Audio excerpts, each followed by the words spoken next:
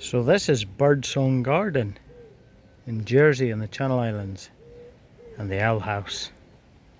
This is a study in permaculture. What an amazing place. Free, open, welcoming place to just drop by. It's quiet today because it's a bit rainy. Well, maybe not because it's rainy, but it's just quiet today. And this is the Owl House. What an amazing space. Smell of charcoal from the stove. It's not lit, but smell. Wonderful gardens, abundant with flowers and herbs. Chickens picking around. All done in an ecological fashion.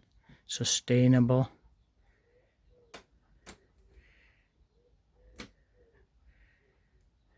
In harmony with nature.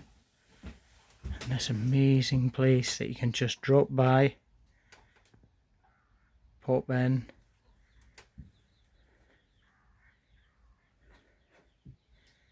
and the Owl House seems to be the heart of the whole thing. So it's quite an extent of gardens, and there's herbs and plants that can be foraged, seeds can be swapped. Amazing place. Birdsong Garden.